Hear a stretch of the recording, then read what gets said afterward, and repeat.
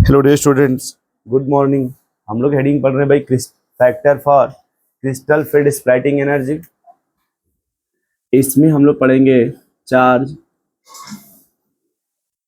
लिखिएगा charge bracket में oxidation number on the metal cation, on the metal cation.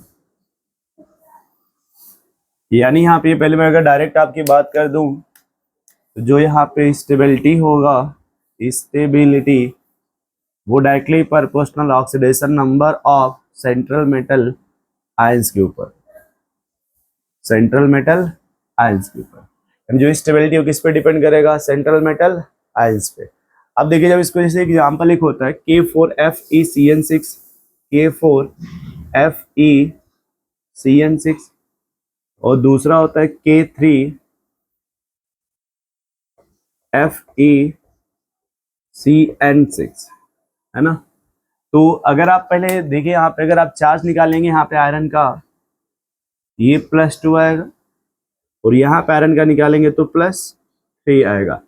अब इसमें देखो पहले क्या क्या सेम है, वही पहला पॉइंट। एक तो नंबर ऑफ लिगेंड सेम है, नेचर ऑफ लिगेंड देखिए यहाँ पे अब सेम हो गया, जेड इफेक्टिव सेम हो गया, देखिए, है ना। तो जो सेम है पहले उसको नोट कर लीजिए। यहाँ पे देखिए पहला नंबर ऑफ लिगेंड, क्या नंबर ऑफ लिगेंड दोनों में सेम है क्या? 6 और 6, बोलो भाई। दूसरा nature of ligand, nature of ligand वो भी सेम है क्या? बोलो भाई।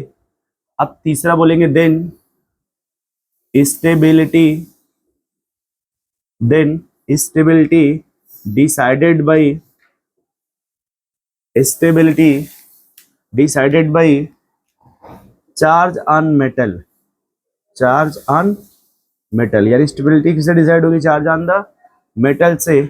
अब यहां लिखिएगा charge on metal higher, charge क्या होना चाहिए? Higher, then stability higher, charge ज्यादा होगा तो स्टेबिलिटी, स्टेबिलिटी भी क्या होगा? हायर होगा। अब चार्ज सबसे ज्यादा कहाँ पे है? यहाँ पे।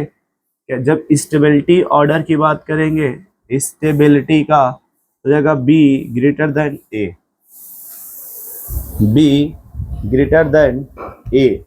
समझ पा रहे हैं यहाँ पे? तो यहाँ पे जो बोला जाता है कि इसमें जो चार्ज हम देख रहे हैं ऑन द मेटल कटायन पे, वो स्टेबिलिटी के क्या है? Directly proportional. और ये चार्ज का मतलब क्या है? Oxidation number. अब देखो इसमें होता क्या है, चार्ज बनने का सेंस समझो आप थोड़ा सा। यहाँ पे जैसे ये मेटल मान लो +2 है और ये मेटल +3 है, तो पहले यहाँ पे ये होता है कि सर एक तो ये है कि अगर चार्ज बढ़ेगा तो साइज घट जाएगा। यहाँ पे जो अगर साइज की बात करें, साइज का, तो यहाँ पे साइज डिक्रीज हो जाएगा। क्या हो जाएगा? डिक्रीज। और जब साइज डिक्रीज होगा तो इस मेटल का जेड इफेक्टिव इंक्रीज हो जाएगा। जेड इफेक्टिव क्या हो जाएगा? इंक्रीज हो जाएगा।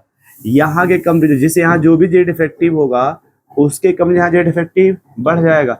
जब जेड इफेक्टिव बढ़ जाएगा तो जो मेटल है वो लिगेंड को, मतलब जो मेटल के डी ऑर्बिटल हैं, अब उस पर जब चार्ज बढ़ जाएगा तो लिगेंड को बहुत तेजी से अप्रोच करेंगे, अपने तरफ खींचेंगे। तो जब बहुत तेजी से यहाँ खींचेंगे, जितना तेजी से उतना रिपल्सन होगा, तो जितना ज्यादा रिपल्सन होगा उतना ज्यादा इसका स्प्लाइटिंग होने लगेगा, और जितना स्प्लाइटिंग होता है उतना स्टेबल होता है। तो यहाँ कहते हैं कि सर देखिए, अगर चार्ज जितना बढ़ेगा तो उसका साइज मेटल का घट जाएगा, और साइज का जब मेटल घट जाएगा तो उस मेटल का जेड इफेक्टिव बढ़ जाएगा, और जब जेड इफेक्टिव बढ़ जाएगा तो वहाँ पे हाईली अट्रैक्शन होने लगेगा, और जितना ज्यादा अट्रैक्शन होता है उतना ज्यादा स्टेबल होता है।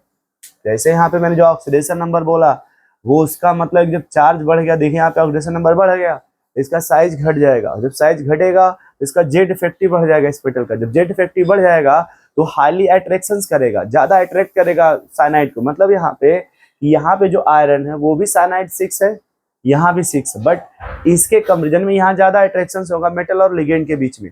और जहाँ पे जितना ज्यादा अट्रैक्शन होता है वो उतना ज्यादा एनर्जी रिलीज होता है, और जितना ज्यादा एनर्जी रिलीज होता है उतना ज्यादा वो स्टेबल होता है। तो हम लोग बस जब बोल दे रहे ना ऑक्सीडेशन नंबर, तो उसका मेन जो एग्जैक्ट अगर देखा जाए तो वो ये एक्सप्लेनेशन होता है कि भैया साइज घट जाएगी जब चार्ज बढ़ेगा। तो जेड इफेक्टिव बढ़ जाएगा, और जब जेड इफेक्टिव बढ़ जाएगा तो हाईली अट्रैक्ट करेगा अपने तरफ, और जितना ज्यादा अट्रैक्शन से होगा उतना ज्यादा स्टेबिलिटी बढ़ेगी।